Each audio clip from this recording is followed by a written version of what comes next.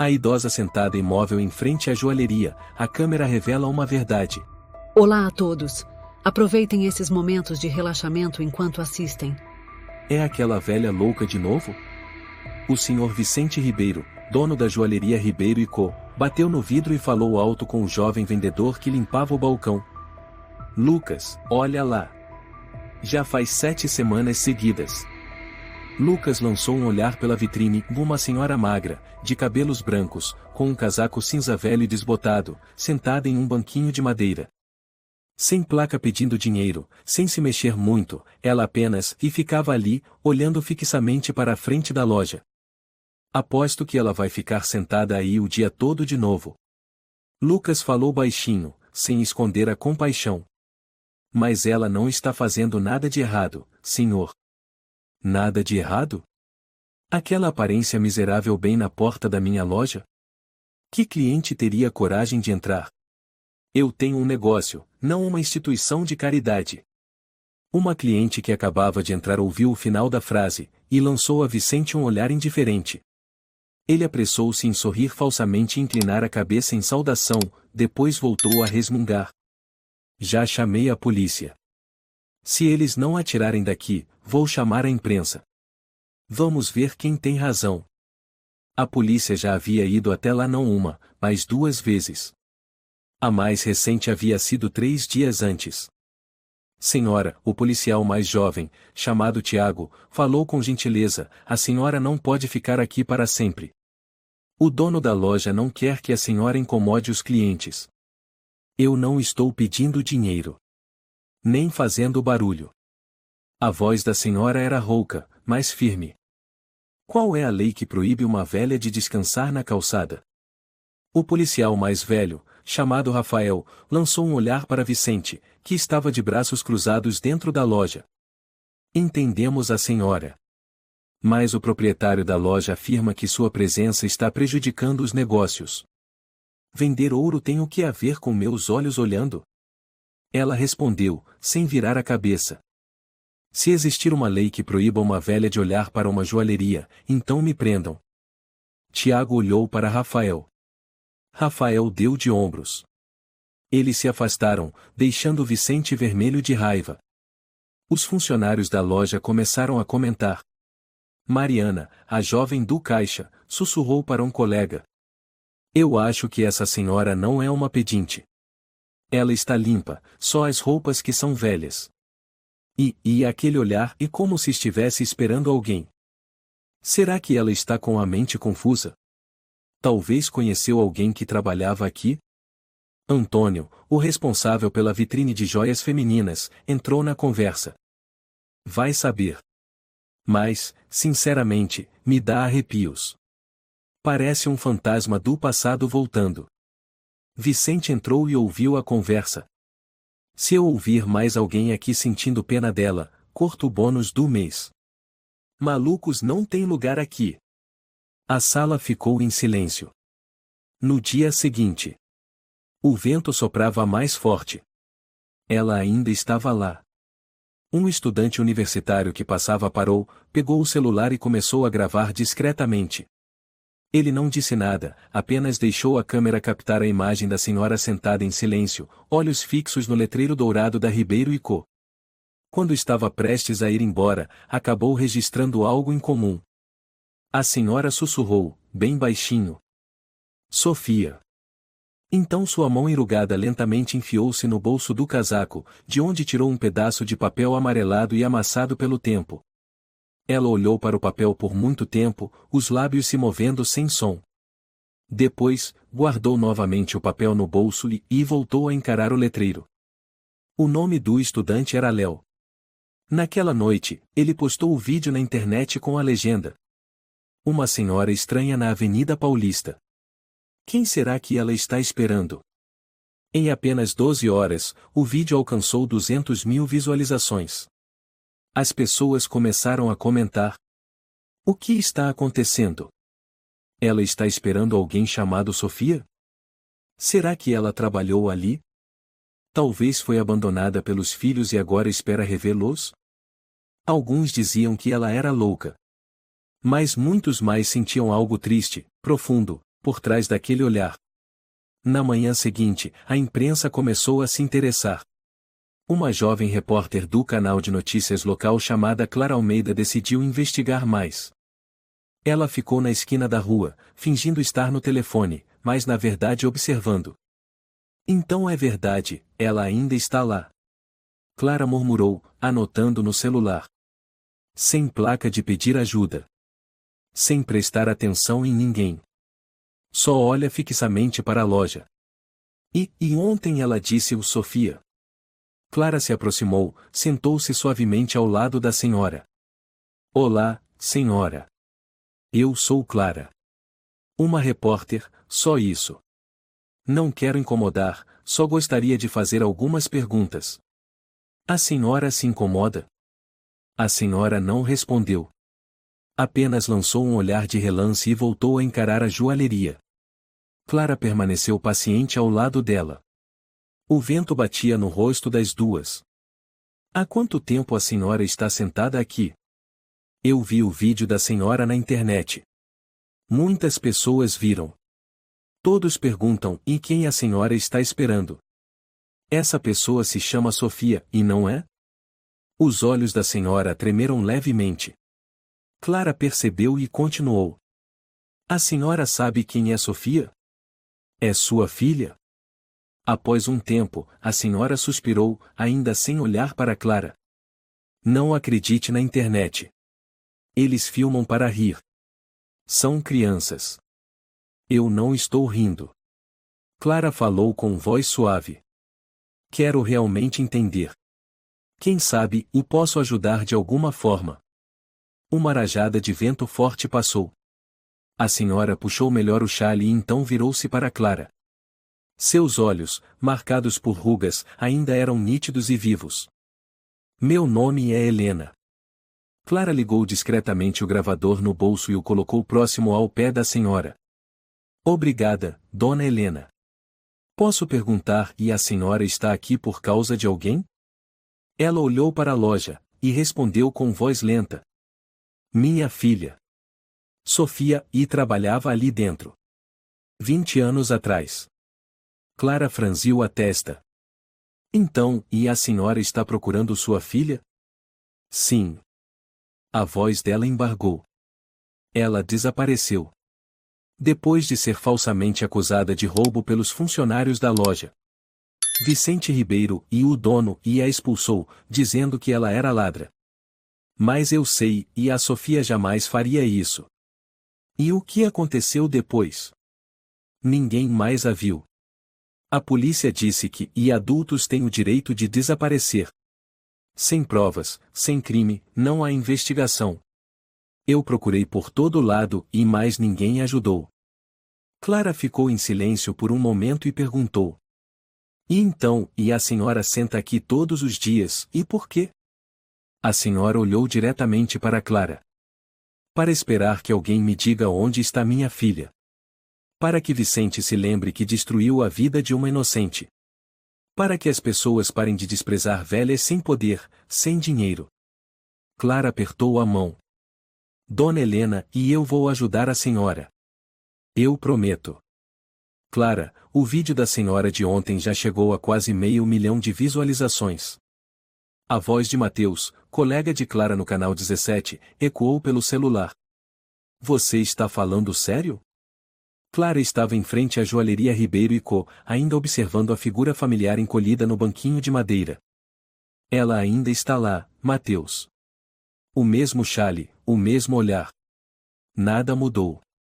Está na hora de levar essa história adiante. O que você quer dizer? Transformar essa história da internet em algo com impacto real, alguma informação nova sobre ela? Só sei que ela se chama Helena, e está procurando a filha desaparecida há 20 anos, Sofia. Mas preciso de mais tempo para ganhar a confiança dela. Mateus suspirou. Clara, não quero um documentário de 3 episódios. Quero uma reportagem bombástica para o noticiário das 6. As pessoas querem saber por que uma senhora está o dia inteiro na frente de uma joalheria. Clara desligou, respirou fundo. Caminhou até Dona Helena. Dona Helena. Hoje está mais frio que ontem. Ela não virou o rosto. Se está frio, é só colocar mais roupa. A senhora comeu alguma coisa? Não comi nada de manhã. Não estou com fome. Ela hesitou um pouco e suspirou. Minha filha costumava dizer, se a mãe não comer, eu fico brava. Sinto tanta falta da voz dela. Clara sentou-se ao lado. Posso fazer uma pergunta importante? A senhora olhou para Clara.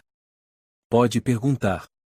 Se não for coisa ruim, eu respondo. Eu gostaria de gravar um vídeo. Só um trechinho. Não é para ofender nem explorar. Quero que as pessoas ouçam a sua voz. Para que saibam que a senhora não é o louca. É uma mãe. Uma mãe que ainda espera a filha única voltar. Helena ficou em silêncio. Depois, assentiu levemente. Clara ligou a câmera. Sem equipamento, sem luz profissional. Apenas a luz fria da manhã paulistana e uma mulher idosa tremendo de frio. Qual é o seu nome completo? Helena Martins. Qual é o nome da sua filha? Sofia Martins. Nasceu em 1979. Naquele ano, a neve cobriu todo o pátio do hospital. Nunca esqueci. Por que a senhora está aqui? Porque este foi o último lugar onde viram minha filha. A senhora quer deixar um recado para quem conheceu a Sofia? Eu espero que, se alguém a viu e ou ouviu seu nome, e por favor, me diga. Estou disposta a perdoar qualquer um, desde que me digam se minha filha ainda está viva. Em poucas horas, o vídeo de 2 minutos virou tema nos fóruns e redes sociais. A página do canal 17 no Twitter postou com a legenda: Dona Helena, a mãe que espera pela filha há 20 anos na porta de uma joalheria. A história que silenciou São Paulo. Os comentários surgiram como tempestade. Meu coração está em pedaços. Nem consigo imaginar o que ela passou. Precisamos descobrir o que aconteceu com a Sofia. Moro por perto. Amanhã vou levar comida e um cachecol para ela. Clara mal podia acreditar. Mateus mandou mensagem. Você virou o assunto do momento no país. Tá em primeiro lugar. Mas Clara não comemorou. Ela assistiu novamente ao vídeo Olhar de Helena, as mãos trêmulas, o sussurro desesperado de Sofia e soube que um vídeo com milhões de visualizações não bastava. Nunca bastaria. Na manhã seguinte, Clara voltou à Avenida Paulista. Dona Helena ainda estava lá. Mas dessa vez, algumas pessoas passaram para cumprimentá-la, ofereceram-lhe um cachecol novo, um copo de cacau quente. A senhora é um símbolo de paciência. Disse uma jovem com os olhos marejados. Se eu perdesse minha mãe, eu também esperaria por ela como a senhora faz. Helena não estava acostumada com palavras de consolo. Apenas assentiu com a cabeça e repetiu a mesma frase. Eu não sou símbolo de nada. Eu sou só uma mãe.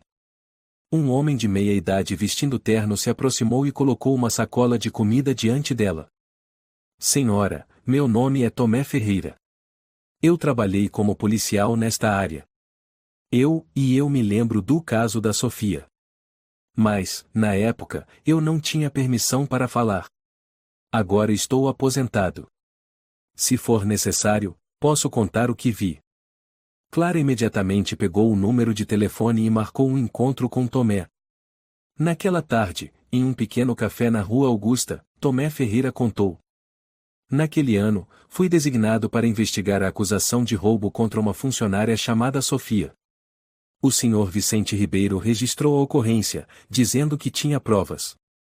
Mas quando pedi o vídeo, ele desconversou. Só apresentou uma impressão em papel, toda borrada. Clara perguntou. O senhor se lembra do rosto dela? Com clareza. Aquela moça chorou o tempo inteiro, repetindo, eu não peguei nada. Eu não peguei nada. Mas ninguém a escutou. No dia seguinte, a família registrou o desaparecimento. Eu queria aprofundar a investigação, mas meus superiores mandaram encerrar. Disseram que era assunto interno da empresa. E o senhor acredita e que havia algo estranho nisso? Tomé assentiu. Vicente sempre teve algo obscuro. Mas ele tinha boas conexões, dinheiro, e sabia como lubrificar os lugares certos. Clara ficou em silêncio por um momento e então perguntou de forma repentina. O senhor conhece alguém que trabalhou na joalheria na mesma época que a Sofia? Tomé pensou um pouco. Tinha um homem chamado Fernando Gomes. Na época, era o técnico responsável pelas câmeras de segurança. Ouvi dizer que, depois do caso, ele pediu demissão. Acho que agora vive perto de Ouro Preto. Ouro Preto? Clara se levantou de súbito. Se puder, me passe o endereço dele. Na manhã seguinte, Clara pegou o primeiro trem para Ouro Preto. O céu seguia cinzento, e uma névoa cobria a região periférica onde Fernando morava. A casa era simples, antiga, mas bem cuidada. Senhor Fernando, eu sou Clara Almeida, repórter do Canal 17. Preciso falar com o senhor sobre um caso de 20 anos atrás. Fernando, já idoso, cabelos quase todos brancos, abriu a porta com um olhar cansado. Ao ouvir o nome Sofia Martins, ficou em silêncio.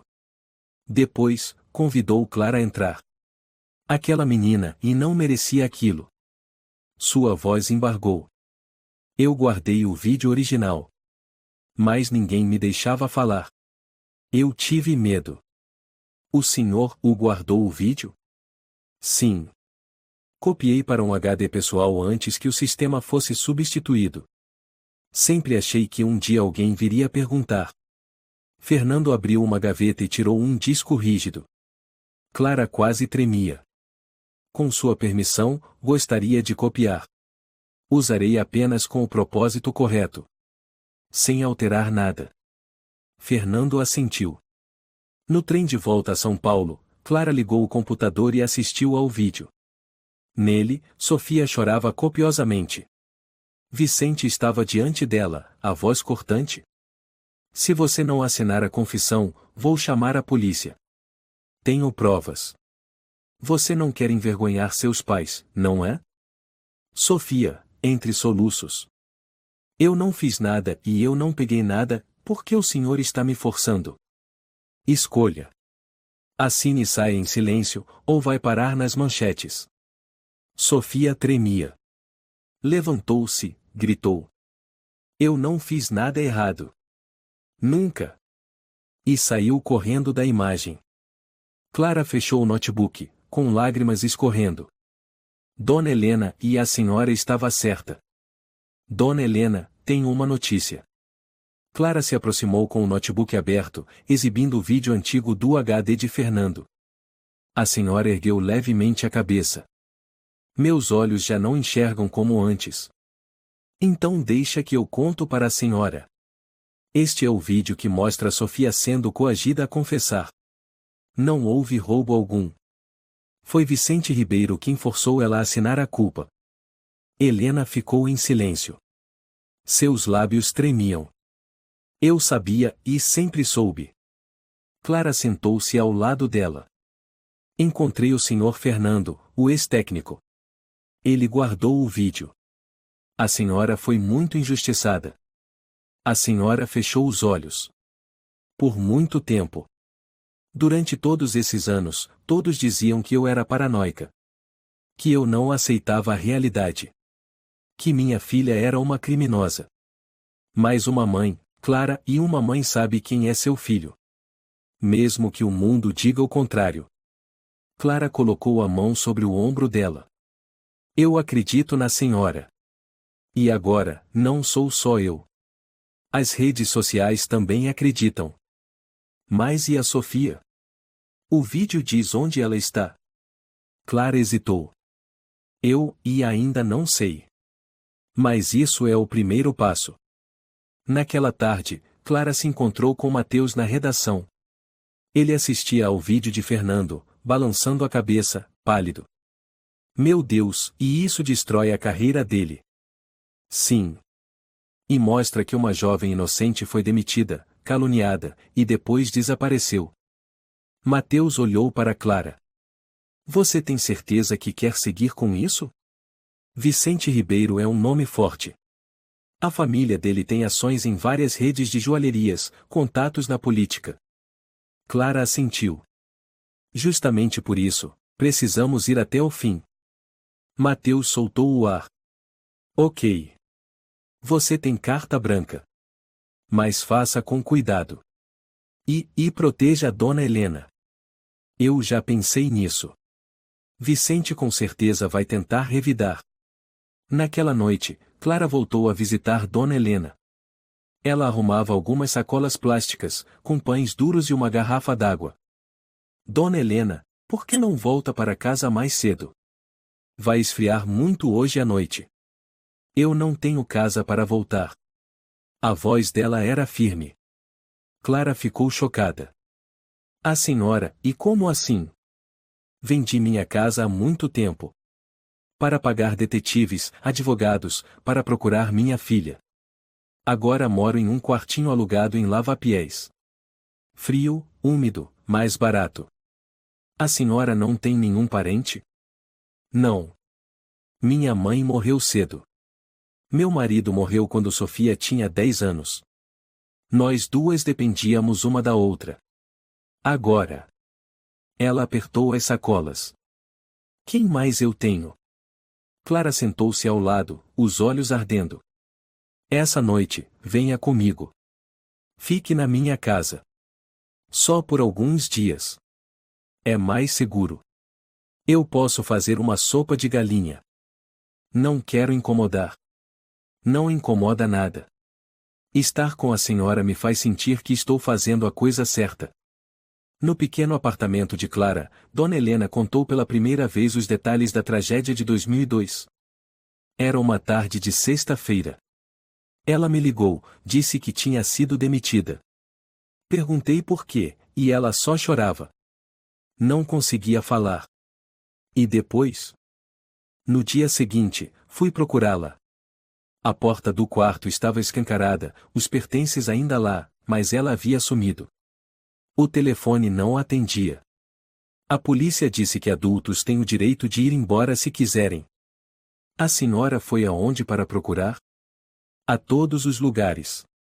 Hospitais, abrigos, pensões antigas. Uma vez ouvi dizer que alguém parecida com ela foi vista em Curitiba, peguei um ônibus noturno até lá. Mas não era. A senhora contratou detetives? 3 vezes. Mas todos disseram que não havia pistas. Não sei se realmente investigaram ou só pegaram o dinheiro. Clara gravou tudo. Pegou a mão da senhora e disse suavemente: Nós não vamos parar. Agora tem mais gente querendo ajudar. Temos as redes, a imprensa, e agora temos provas. A senhora balançou a cabeça devagar. Clara, e eu não quero fama. Só quero saber se minha filha está viva ou morta. Na manhã seguinte, Mateus ligou. Clara, o Vicente acabou de fazer uma coletiva de imprensa. Ele contra-atacou, dizendo que o vídeo é editado, distorcido. E que vai processar você e o Canal 17. Clara não se surpreendeu. Já imaginava. Mas temos o original. Temos testemunhas. E temos a rede apoiando. Mateus completou. Sim. Mas ele também começou a usar a mídia a favor dele. Publicaram uma matéria antiga dizendo que Sofia já havia tido condutas suspeitas ou com os registros da loja. Clara deu uma risada amarga. Ou seja, estão inventando outra calúnia. Você precisa de uma estratégia. Foque na dona Helena. A história dela é o que faz o público estar do nosso lado. Clara ligou para um conhecido, o advogado de direitos humanos Ismael Rodrigues, famoso por defender vítimas de injustiças. Tenho um caso. Uma mãe idosa. Uma calúnia de 20 anos. E um homem poderoso querendo apagar o passado. Ismael refletiu. Provas? Tenho o vídeo da câmera interna. Um ex-funcionário testemunha. Arquivos parciais. E o depoimento direto da dona Helena. Me envie tudo. Se for forte o suficiente, eu assumo a defesa dela. Clara enviou os dados. 3 horas depois, Ismael retornou a ligação. Eu aceito o caso. Dona Helena vai ficar muito feliz. Clara, esse caso não é só por ela. É símbolo de todos que já foram esmagados pelo poder. Naquela noite, ao contar a novidade, Dona Helena ficou em silêncio por um tempo, depois disse: Sabe, Clara, e houve momentos em que pensei que, se não encontrasse minha filha, não tinha mais por que viver. Mas depois, pensei, e se um dia ela voltar, e eu não estiver aqui? A senhora é uma mãe extraordinária. Não. Eu sou só uma mãe que se recusa a desistir. Por quê? E não tenho mais nada a perder. Clara segurou a mão da senhora. Agora, a senhora não está mais sozinha. Naquela noite, Clara publicou seu primeiro artigo oficial. A mãe que esperou por sua filha durante 20 anos, e tudo começou em uma esquina da Avenida Paulista. Junto ao texto, estavam trechos do vídeo, o depoimento de Dona Helena e a imagem do disco rígido contendo o vídeo original. A publicação se espalhou rapidamente. Canais de televisão nacionais começaram a noticiar. Muitas pessoas se reuniram em frente à joalheria Ribeiro e Co para protestar. Uma mulher de meia idade chamada Letícia Lima estava no meio da multidão, segurando uma placa bem alto. Justiça para Sofia. Verdade para Helena. Passantes paravam, aplaudiam. A polícia teve que intervir para manter a ordem. Vicente, do interior da loja, olhava pela vitrine, com o rosto pálido. Quero ouvir tudo. Todos os lugares por onde a senhora passou. Tudo o que fez para encontrar a Sofia. Clara serviu uma xícara de chá quente para Dona Helena. O vento uivava gelado do lado de fora da janela. A senhora pousou as mãos sobre a xícara, mas não a levou à boca. Seus olhos encaravam o vazio, ao longe. Começou em 2002, não foi? Clara assentiu. O que a senhora fez depois daquele dia? Ela acenou levemente com a cabeça. Aquele foi o dia 4 de dezembro. Um dia de chuva. Depois de receber a notícia de que Sofia tinha sido demitida, fui até o quarto onde ela morava, na Zona Leste. A porta estava aberta. Lá dentro, tudo ainda estava lá. A carteira, o casaco, até as botas preferidas. Só faltava uma coisa, vela. A senhora procurou a polícia? Imediatamente. Mas disseram, ela é adulta. Ninguém pode impedi-la de ir embora. Clara ficou em silêncio. Eu sabia que havia algo errado. Sofia nunca ia embora sem dizer nada. Ela sempre ligava, mesmo que fosse só para avisar que o trem atrasou. Mas naquela vez, nada. A senhora foi aonde primeiro? Aos hospitais. Visitei todos em São Paulo. Perguntava o nome, fazia a descrição. Ninguém a tinha visto. Depois fui à sede da Cruz Vermelha, procurei na lista de pessoas em situação de rua. Nada. Então pedi que um conhecido me indicasse um detetive particular, se chamava Julião Morales. Ele conseguiu ajudar? No começo, sim. Ele encontrou algumas testemunhas que disseram ter visto Sofia chorando na frente da rodoviária do Tietê. Depois disso, nada mais. Toda semana ele me mandava relatórios dizendo ainda em investigação. Depois de 3 meses, disse que não havia mais pistas. E a senhora, e continuou. Dona Helena assentiu. Comecei a vender os móveis da casa. Primeiro, a coleção de livros do meu marido. Depois, o sofá. A geladeira. Eu precisava de dinheiro para continuar contratando gente. A senhora contratou mais alguém? Sim. Uma mulher chamada Adriana, que já tinha trabalhado com comunicação, e depois virou investigadora particular. Ela era boa, mas também ficou sem saída. No fim, me disse uma frase que nunca esqueci, e existem pessoas desaparecidas que a sociedade prefere não encontrar. Clara apertou as mãos. Eu não consigo acreditar. Mas eu consigo. Ela olhou direto nos olhos de Clara. Porque vivi nesse mundo. Um mundo onde, se você não tem estudo, nem dinheiro, sua voz não vale mais do que o vento soprando contra uma cerca. Clara abriu o caderno de anotações. A senhora chegou a receber informações falsas? Gente tentando se aproveitar? Ela riu amargamente. Claro. Um homem chamado Vitor dizia ser pastor veio me dizer que recebeu uma revelação sobre o paradeiro da Sofia. Ele desenhou um mapa, indicou caminhos e depois pediu uma oferta de quase R$ 200. Eu dei. E só depois percebi que era um charlatão. Ninguém foi preso? Fui à polícia. Mas riram, a senhora já é idosa, não devia se deixar enganar. Como se a culpa fosse minha por confiar. Clara baixou a cabeça. Me desculpe, dona Helena. Em nome de todos que a abandonaram nessa caminhada. Não precisa se desculpar. Só não repita. Não vire as costas como eles. Ela se levantou, foi até uma mala velha no canto do quarto de Clara. Carrego aqui tudo o que sobrou da Sofia. Cada vez que mudei de quarto, trouxe isso comigo. Ela abriu a mala.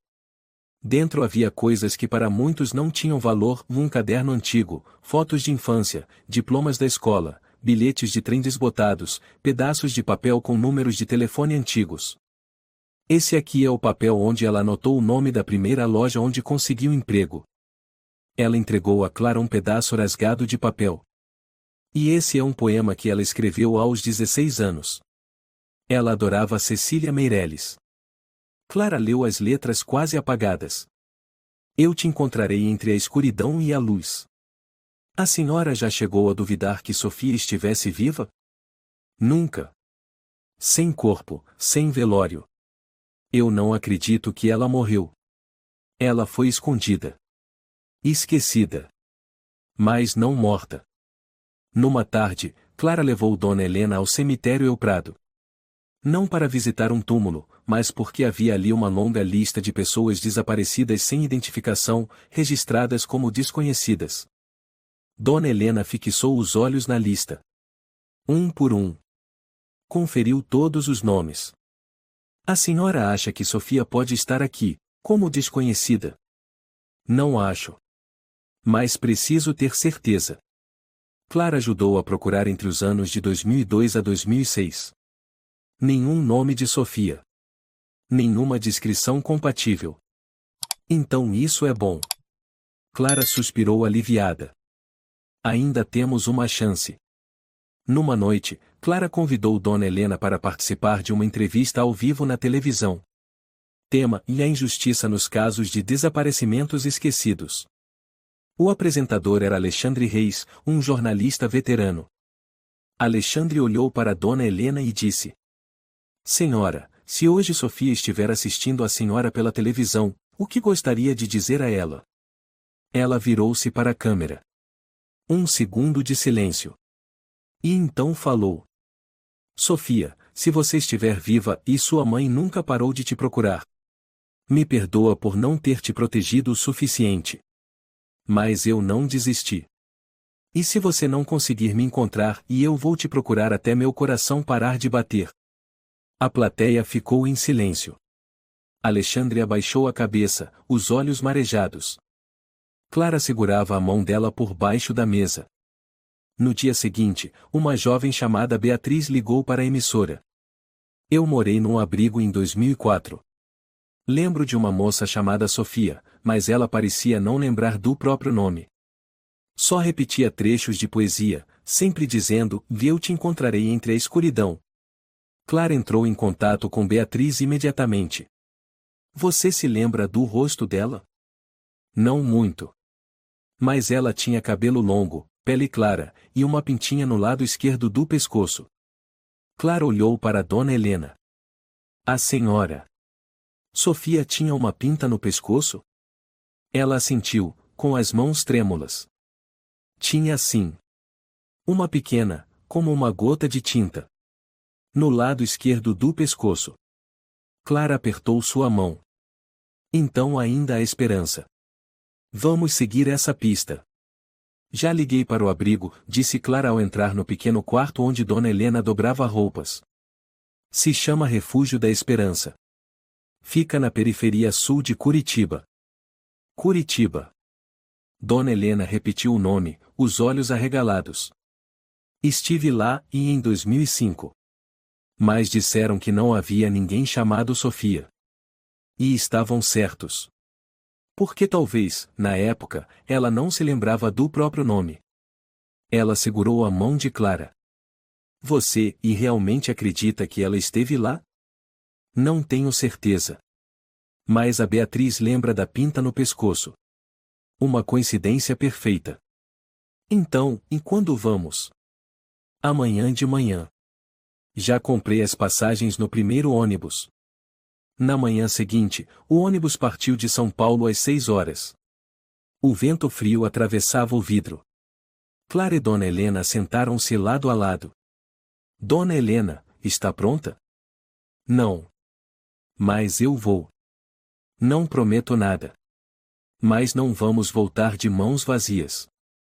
Ao chegar, o Refúgio da Esperança estava espremido entre dois prédios antigos, com muros pintados de cinza desbotado e um portão de ferro com a frase em letras curvas: o lugar onde uma nova vida começa.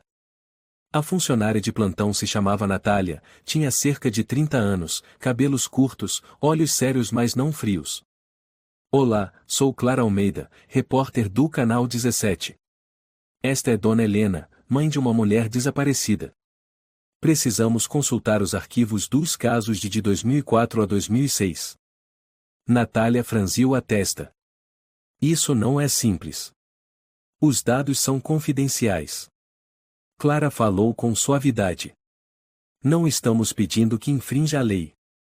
Apenas queremos confirmar se houve alguma mulher com essa descrição de entre 20 e 25 anos, cabelo escuro, pele clara, uma pinta no lado esquerdo do pescoço, sem memória do nome, que recitava poemas de Cecília Meirelles. Natália piscou, surpresa. Cecília Meirelles?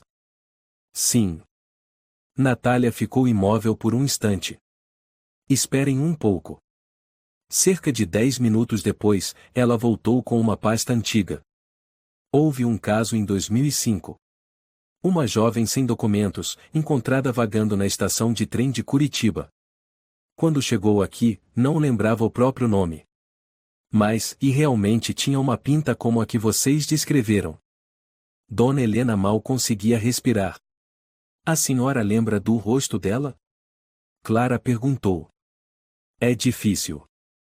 Mas ela não ficou aqui muito tempo. Após 3 meses, uma organização de caridade a levou para tratamento. Tem autorização para cuidar de casos de perda severa de memória. Qual o nome da organização? Natália folheou os papéis. Fundação Luz da Vida. Mais uma vez, Clara e Dona Helena estavam a caminho.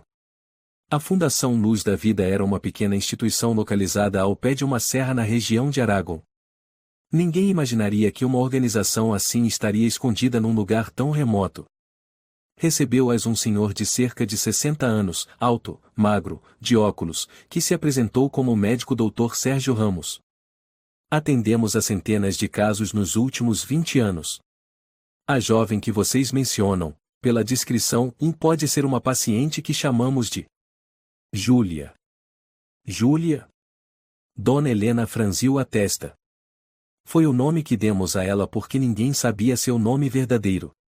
Ela não se lembrava de nada, exceto alguns trechos de poemas de Cecília Meirelles.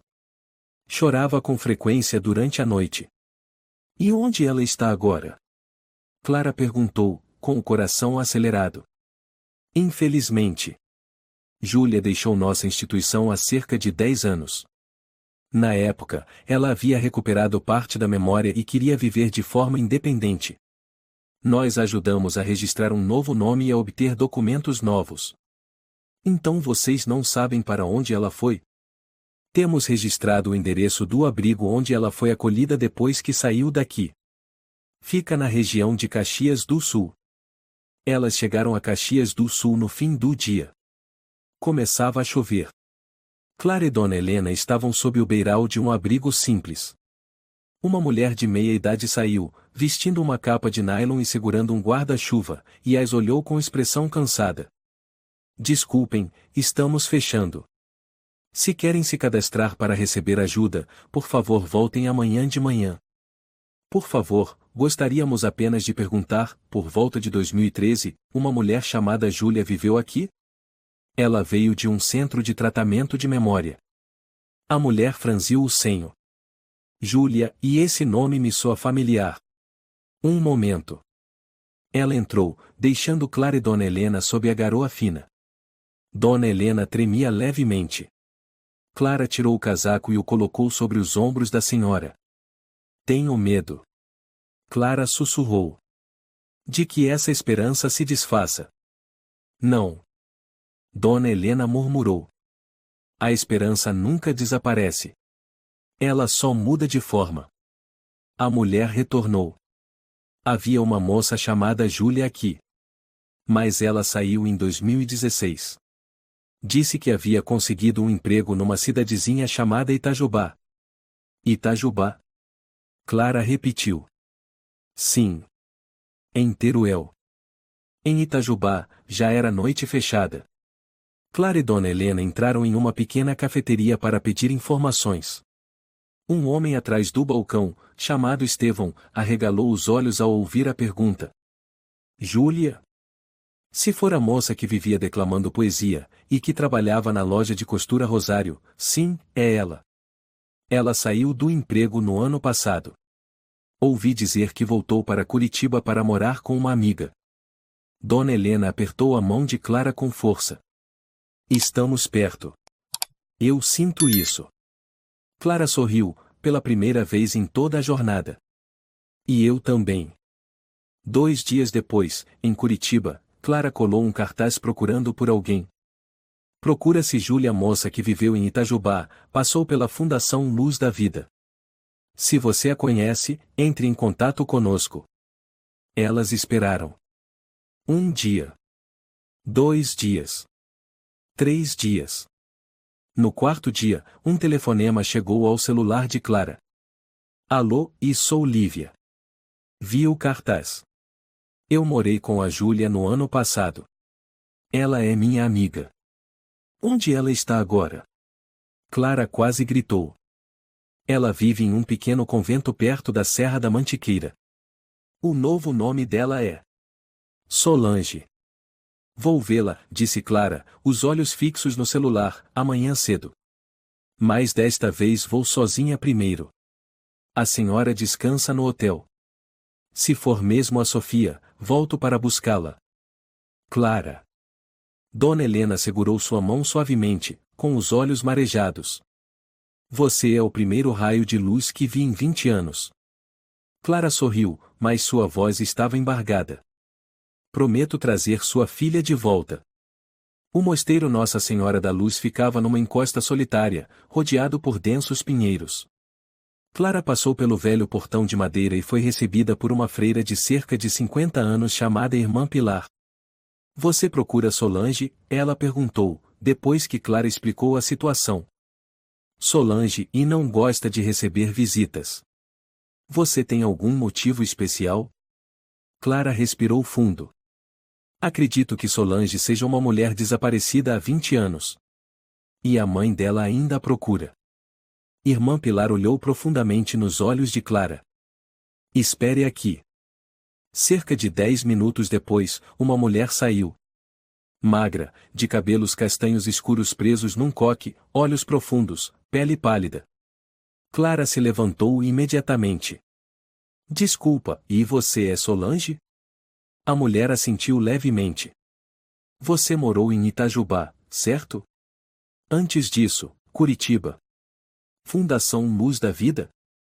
Os olhos da mulher se arregalaram, depois se contraíram levemente. Como, e você sabe? Clara abriu a bolsa e tirou uma foto antiga Sofia com 20 anos, sorrindo radiante.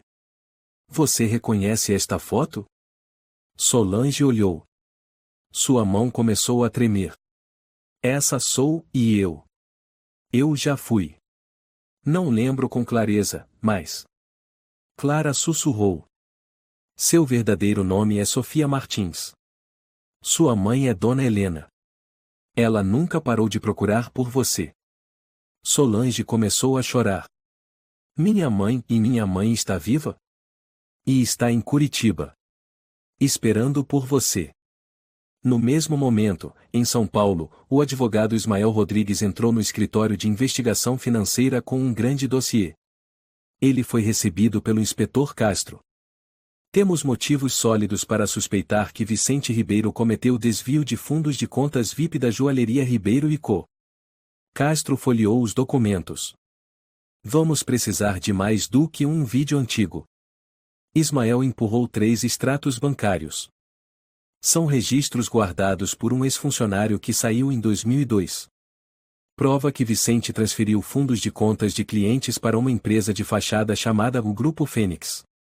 A empresa está registrada em nome da mãe dele. Castro arqueou as sobrancelhas.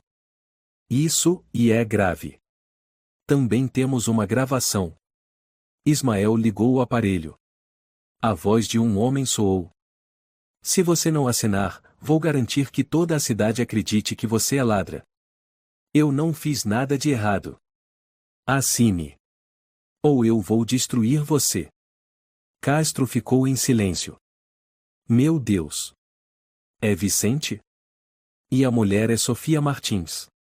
Ela desapareceu depois desse dia.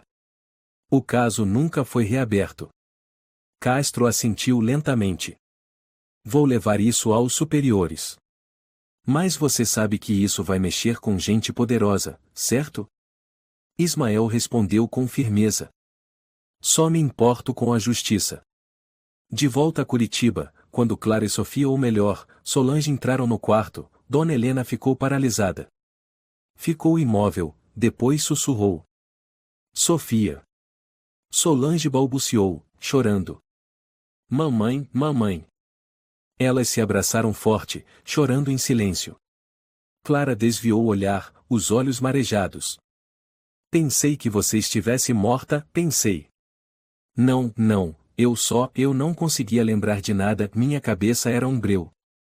Eu andei, sem saber quem eu era. Não importa, agora que te encontrei, é o suficiente. 3 dias depois, Vicente Ribeiro entrou em seu escritório com o rosto carregado de raiva. Lucas, o ex-funcionário, correu até ele. Senhor, tem alguém esperando na sala privativa. É a polícia. Vicente congelou. Polícia? Sobre o quê? Não sei. Trouxeram uma intimação. Vicente entrou. 3 policiais o aguardavam. Um deles se levantou. Vicente Ribeiro, o senhor está sendo intimado por fraude financeira, difamação, coação ilegal e envolvimento em desaparecimento ocorrido em 2002. Vicente ficou paralisado. Mas que diabos é isso? Vocês estão enganados. Castro colocou os documentos sobre a mesa. Não estamos enganados. Esta é uma ordem para investigação completa de seu sistema financeiro. Vicente gritou. Eu tenho advogado. E seu advogado o encontrará na detenção provisória. Por favor, venha conosco. A imprensa de São Paulo explodiu. Manchetes dos principais jornais diziam: dono da Joalheria Ribeiro e Co é preso por lavagem de dinheiro e falsa acusação em desaparecimento. Sofia Martins, a mulher coagida a confessar crime, desaparecida há 20 anos, finalmente é encontrada. A mãe que ficou sentada por 2 décadas diante de uma joalheria revelou-se uma heroína silenciosa. Mateus ligou para Clara, a voz embargada de emoção. Você fez história. Toda a redação está em alvoroço. Todos querem conhecer Dona Helena e Sofia. Clara respondeu. Ainda não. Elas precisam de tempo. Mas as notícias podem sair. A verdade precisa ser contada. Ao mesmo tempo, em uma cafeteria próxima ao Parque Ibirapuera, Dona Helena estava sentada ao lado de Sofia, ainda segurando sua mão. À frente delas estavam Ismael Rodrigues e Clara. A senhora deseja processar? Ismael perguntou. Dona Helena balançou a cabeça. Não. Não quero dinheiro. Só quero que as pessoas saibam que minha filha não era culpada. E eu vou garantir isso. Ismael assentiu. Vou levar o caso à justiça, não só para limpar o nome de Sofia, mas para punir Vicente pelo que ele fez com tantas pessoas. Sofia disse baixinho. Eu não quero vingança. Mas quero que todos saibam, e o silêncio foi a arma que quase me destruiu. Clara apertou levemente a mão dela. Agora, eu tenho uma voz. E milhões de pessoas estão ouvindo. Clara, você tem 5 minutos para chegar à redação. Vamos entrar ao vivo. Mateus gritou ao telefone. O caso do Vicente explodiu em todos os canais. Você é a única com a história completa. Espera aí, Clara arfava, correndo enquanto segurava firme a pasta de documentos. Ainda preciso entregar as provas ao advogado Ismael. Precisamos enviar o dossiê à polícia ainda hoje à noite. Mateus respondeu com a voz tensa. Você tem 5 minutos. O Ismael tem a vida toda para protocolar isso. Não. Clara parou no meio da Praça da República, olhando para a tela de LED que exibia Vicente algemado sendo levado pela polícia. A imprensa não pode ser só um eco. A justiça precisa de dados, de documentos, de provas concretas. No escritório de Ismael, Clara espalhou todos os documentos sobre a mesa. Cópia do vídeo original de 2002. Gravação de Vicente coagindo Sofia. Testemunho de Fernando técnico de câmeras. Extratos bancários com movimentações ilícitas. Declaração de Tomé Ferreira policial aposentado. Ficha de internação de Sofia em Curitiba. Ismael analisou cada folha, os olhos se acendendo pouco a pouco. Meu Deus, isso não é apenas um erro judicial. É um sistema inteiro corrompido de cima a baixo. Clara assentiu. Você tem provas suficientes para incriminar o Vicente? Não apenas ele. Vou até o fim. Quero chegar em quem acobertou tudo isso. Aqueles que estavam acima de Tomé. Os que transformaram o desaparecimento da Sofia em vento. E Dona Helena. Ismael a encarou, com um tom suave. Ela vai saber que venceu. Mesmo que tenha levado 20 anos. Enquanto isso, no quarto alugado, Dona Helena estava sentada ao lado de Sofia, penteando os cabelos da filha com delicadeza. Você se lembra de algo daquele último dia? A voz da senhora era leve. Sofia hesitou. Lembro de uma luz, e depois gritos, e o senhor Vicente e me forçando a assinar um papel. Eu não entendi nada. Chorei, fugi, e depois, e tudo escureceu. Daí só me lembro de rostos estranhos, tetos brancos, ruas frias. Ela apertou a mão da mãe. Me perdoa por não ter te encontrado antes. Sofia ergueu o olhar, com os olhos marejados. Não. Quem deve pedir perdão sou eu. Por ter deixado a senhora sozinha por tantos anos. Ninguém tem culpa, Sofia. A culpa é daqueles que tentaram nos silenciar. Na manhã seguinte, na sede da Polícia Federal, Clara, Ismael e Dona Helena entraram no escritório do inspetor Castro. Recebemos o dossiê da equipe de investigação financeira, disse Castro com firmeza. Mas hoje precisamos que Dona Helena assine o documento como requerente principal do processo. Dona Helena assentiu. Suas mãos finas e ressecadas tremiam ao segurar a caneta. Vamos reabrir o caso de Sofia Martins como um sequestro indireto, calúnia e obstrução de investigação criminal, continuou Castro. E Vicente Ribeiro será formalmente acusado em 3 instâncias judiciais. Ismael perguntou. Tem certeza de que não haverá interferência? Castro foi categórico. Em 2002, eu era um jovem policial, tive que abaixar a cabeça. Mas agora, sou o responsável. E ninguém vai ignorar isso pela segunda vez. A imprensa começou a divulgar. Caso Sofia Martins oficialmente reaberto. Advogado Ismael Rodrigues representará a vítima e sua família. Joalheria Ribeiro e Co fecha as portas por tempo indeterminado. Os jornais disputavam entrevistas com Clara. Mas ela só disse uma frase. A verdadeira heroína é a mãe que nunca saiu do lugar, mesmo quando o mundo inteiro virou as costas. Uma semana depois, em uma coletiva de imprensa na sede do Canal 17, Mateus abriu o evento. Apresento a vocês a repórter Clara Almeida, a mulher que reabriu um caso que parecia perdido na história. Clara subiu ao palco, mas se virou para a plateia. Dona Helena, por favor, venha aqui comigo. Dona Helena subiu devagar. Toda a sala se levantou e aplaudiu sem parar. Eu só escrevi o que ela viveu. O que ela suportou. Sem ela, ninguém conheceria Sofia. Ninguém saberia da verdade escondida entre papéis mofados. Dona Helena segurou o microfone, olhou ao redor. Não sou uma heroína. Sou apenas uma mãe. E sei que há muitas mães como eu por aí. Que todas elas encontrem, um dia, a sua luz. Naquela noite, de volta à Avenida Paulista, onde passou 2 décadas, Dona Helena ficou em frente à loja agora fechada. Sofia se aproximou e segurou sua mão. Mãe, e vamos para casa. Chegou o dia do julgamento. Eu não quero olhar para ele, Sofia sussurrou. Não sei como vou reagir se ele me encarar. Dona Helena apertou a mão da filha com força. Não tem problema. Mesmo que você trema ou fique em silêncio, eu estarei aqui. E desta vez, o mundo também verá. O advogado Ismael chegou, carregando uma pasta de couro. Estão prontas? Vicente terá 4 advogados. Vão negar, distorcer, protelar. Mas nós temos a verdade. Clara assentiu. E a verdade pesa mais do que qualquer muro que tentem levantar. Na sala do tribunal, Vicente Ribeiro estava sentado, de terno impecável, cabelo penteado para trás, com um olhar arrogante. Quando Sofia entrou, ele esboçou um sorriso de desprezo. Sofia deu um passo para trás, mas Ismael colocou a mão em seu ombro. Ele é apenas um fantasma do passado. Você é a luz do presente. O juiz bateu o martelo.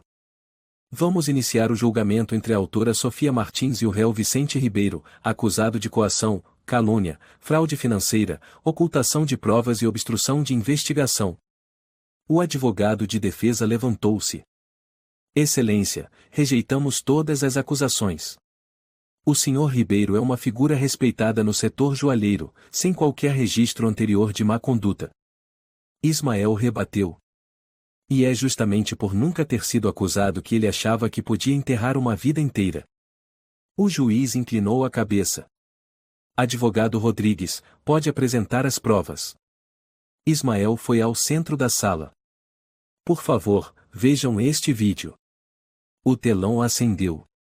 A imagem de Vicente apontando para Sofia apareceu. Sua voz era clara. Assina, senão vou fazer essa cidade inteira acreditar que você é ladra. A sala murmurou. Vicente ficou pálido. Ismael continuou.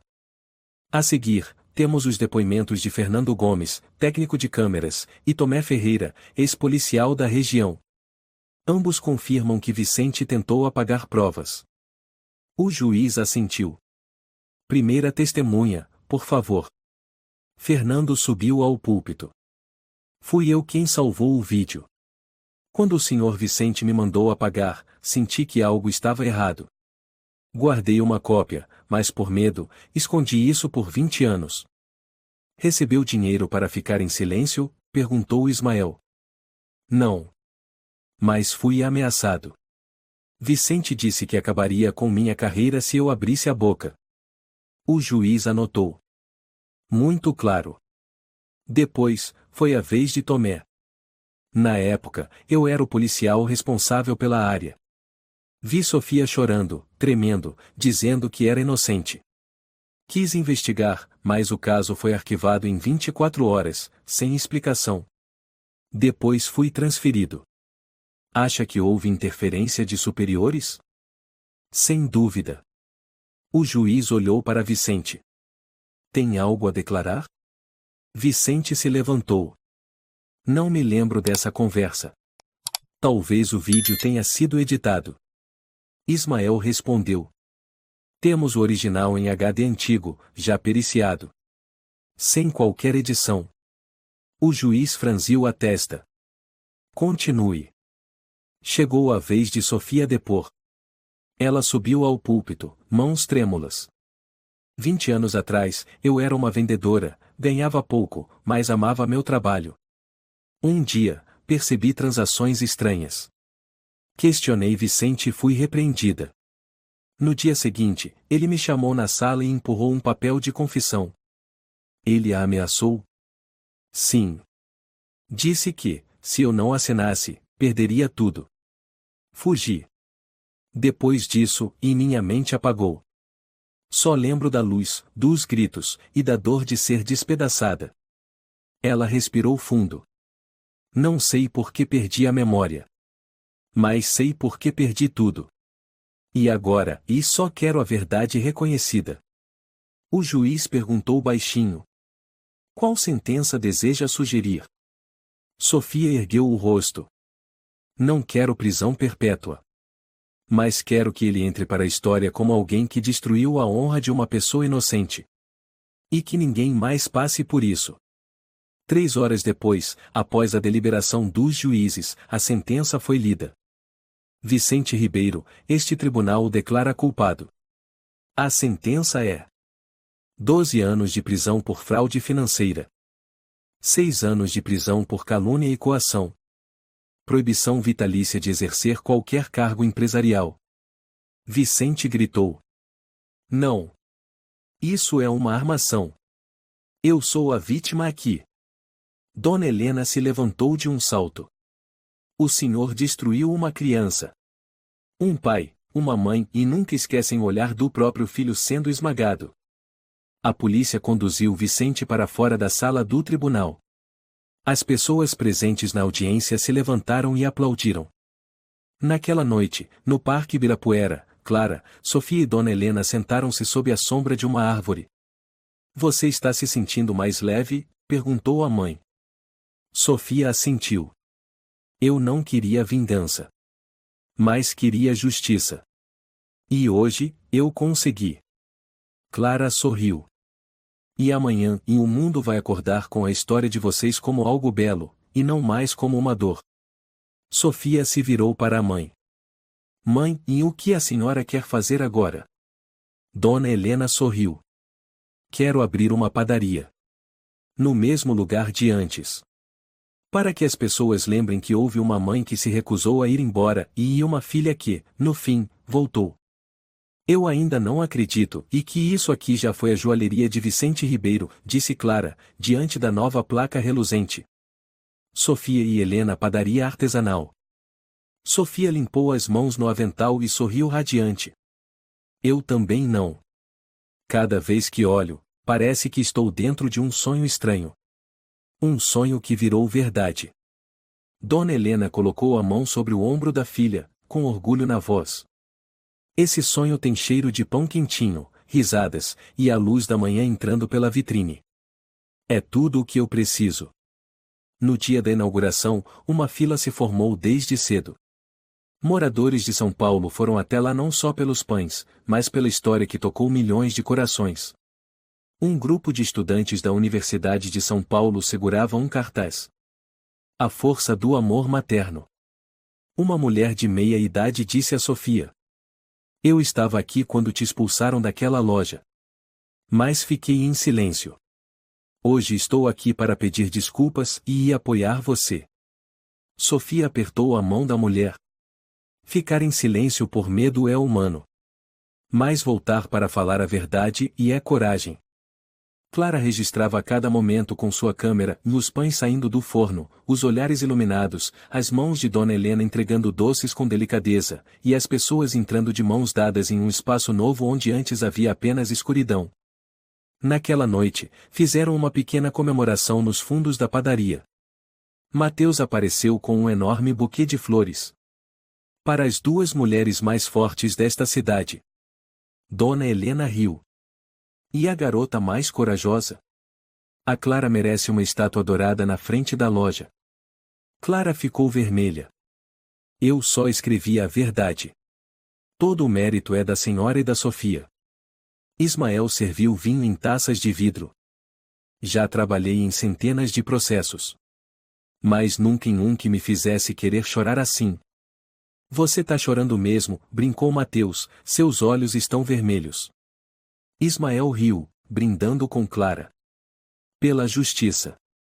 E por aqueles que nunca desistiram. Uma semana depois, a imprensa brasileira começou a divulgar a história. Folha de São Paulo, O Globo, Estadão, todos publicaram matérias sobre a mãe que ficou 20 anos em frente a uma joalheria para reencontrar sua filha. Em uma entrevista ao vivo, Sofia foi questionada. Você guarda rancor? Ela balançou a cabeça. Não. O rancor é uma ferida que nunca fecha. Eu quero curar. Eu quero viver. Helena completou.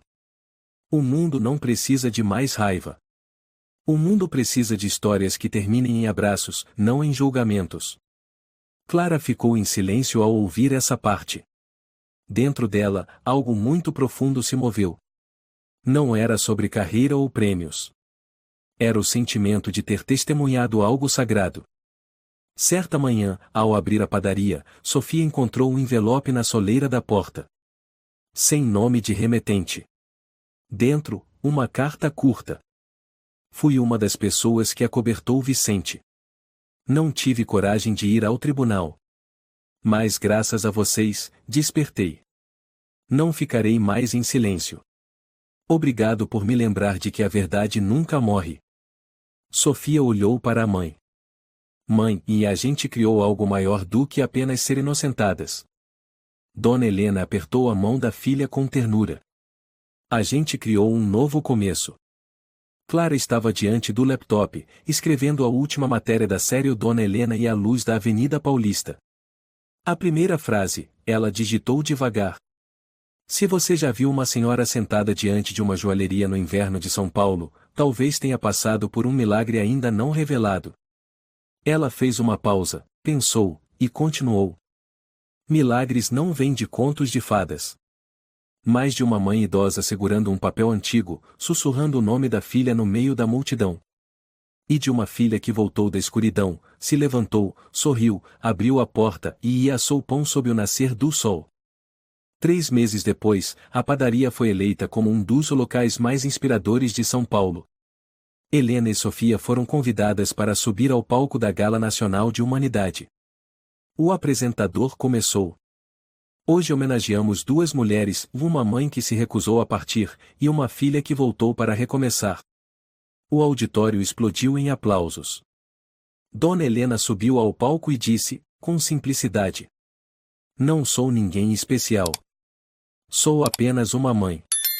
Mas quero dizer a quem perdeu algo, não vá embora. Mesmo que o mundo vire as costas, o amor ainda é a única coisa capaz de romper o silêncio. Sofia segurou a mão da mãe, com lágrimas nos olhos. Clara virou-se para Mateus na plateia. O que você acha e quantas pessoas vão se lembrar dessa história? Mateus sorriu. Não sei. Mas com certeza, vão olhar cada senhora na rua com outros olhos. Clara assentiu. E cada pessoa desaparecida deixará de ser só um nome esquecido. Numa tarde, enquanto Sofia assava pães, viu um menino parado do lado de fora, olhando fixamente para dentro.